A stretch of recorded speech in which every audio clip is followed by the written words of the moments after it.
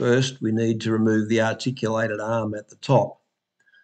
This might be a good time to get some lubrication in there, or you could do it later. But if you do lubricate it, don't put it in between the teeth. You need to put it through on the bolt side, and it needs to get into the thread.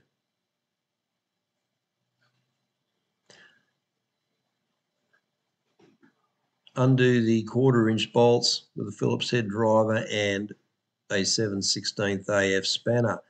These ones are nice and easy to get out because I have done them before, but they may need tapping through because they could be frozen in.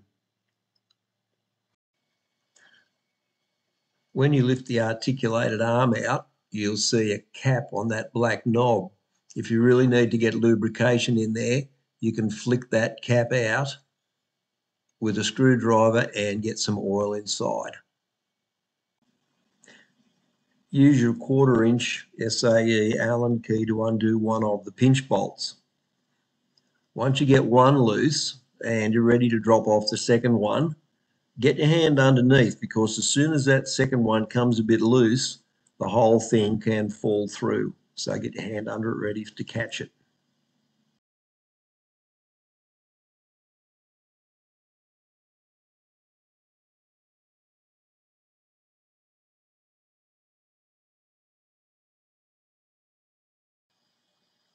In the shed, it's not a bad idea to put a bit of angle iron or something in a vise just to rest it on, to give you something to work on.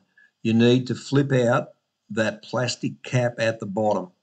Now, I've already taken this one out, but you just need to put a thin screwdriver in there, pop it out, and get to the set screw, which is in the plug underneath it.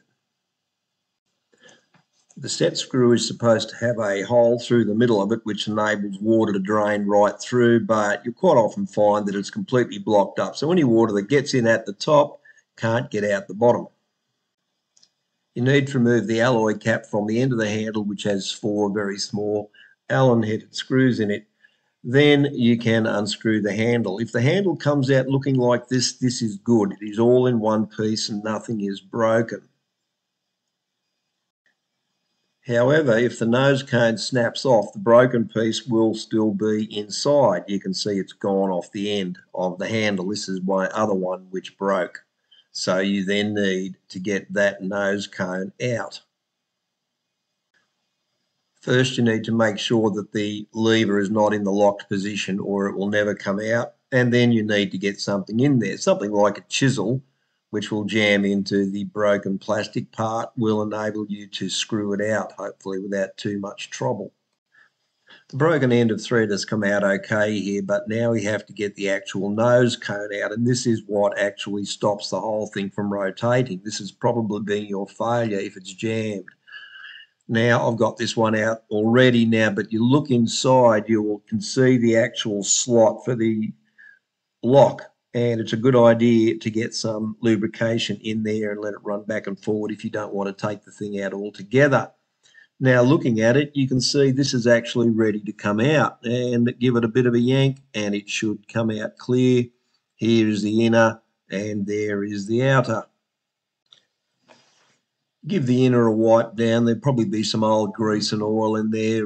Any kind of penetrant fluid works well as a cleaner. You shouldn't need solvent. I just used inox, gave it a good spray, and then just all wipes off clean.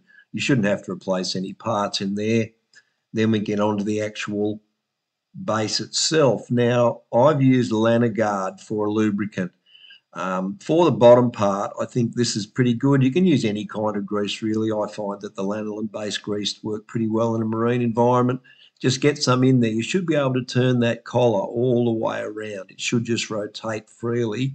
Now that there's nothing else in there to stop it, it should go all the way around nice and smooth. Now we can just lube up the inside sleeve. Yeah, the same thing. I've just used Lanagard on it. Any light grease will do. Just smear it over things. You've got 2 plastic guides there if you like. They shouldn't need replacing. Just smear it fairly well. Don't overdo it. Just a bit of a film's enough just to keep a bit of a guard against moisture in there. And you can actually now just slide it all the way back in.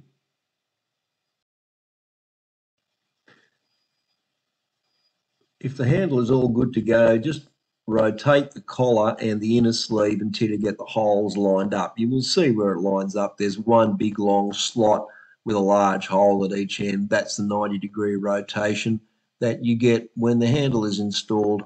And now we just have to put the handle back in. You will need to put some downward pressure on it to get it to start. You've got to push against a spring just to get it to start. Once the thread's started, you can just check there, yep, right, thread started, it's not falling back out by itself, so now we can tighten it up. You don't need to tighten this up too tight, just take it to the bottom, because the actual grub screw that goes in the bottom is what actually holds a handle in. Now, this is a little bit out of order, but I have pulled the top sleeves out, and this is where we need the Tef gel. I would only recommend Tef gel for anything that goes up the top, because frankly, it's quite horrible, tacky stuff. Very good at keeping moisture out and preserving stuff in seawater, but you don't need it anywhere inside the hard top. You can see how tacky it is. It's just like chewing gum. So yeah, get to work and put some in both that top sleeve inside and out, and also the top collar, which has an O-ring inside it, and that actually seals. It's supposed to stop water from going down the tube.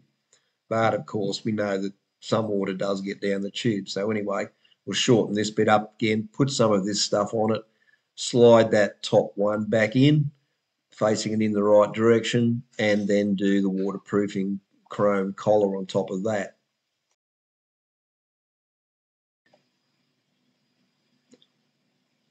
Now, Tef gel is horrible, tacky stuff. It does clean up with mineral turpentine. It's actually not a grease, it's a PTFE paste. And as such, it's not a great lubricant, but it's very good at keeping moisture out of things like threads and seals. So anything which is slow moving or doesn't move much at all, it's a good thing if you want to be able to undo it again in 12 months' time and it's been exposed to seawater. So slide that collar back down, and now we can clean it up a bit. Just put some mineral turpentine on a rag and give everything a wipe.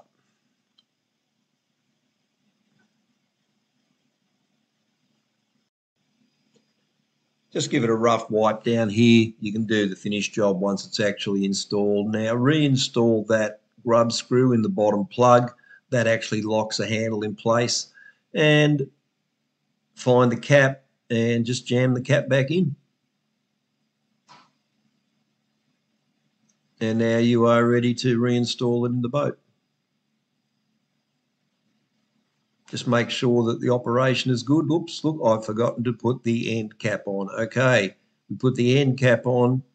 Line up one of those little screws with the indent on the plastic handle underneath it and do them up, all four of them.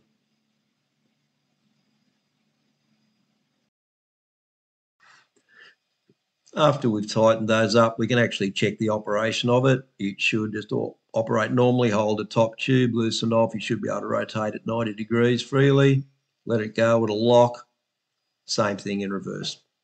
And make sure that your little lever's working to lock it. And now we're ready to go back in the boat. This is my broken one.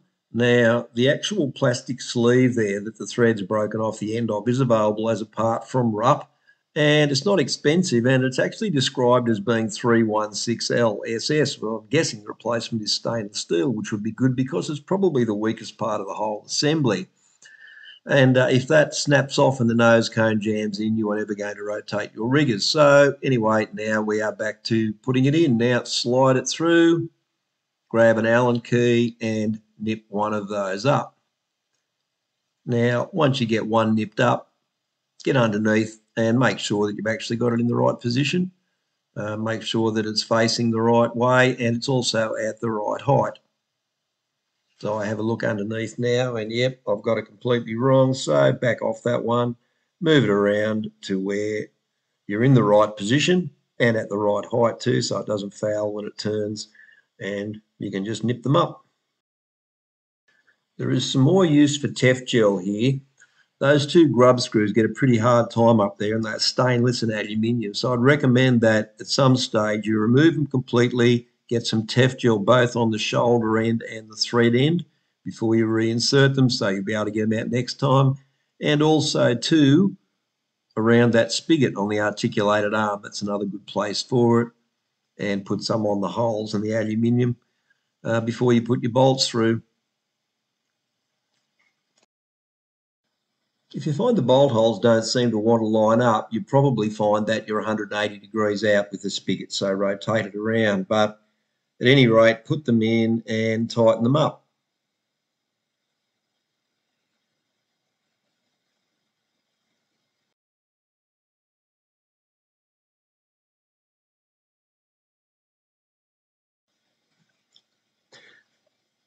Again, time to get the mineral terps out and a rag.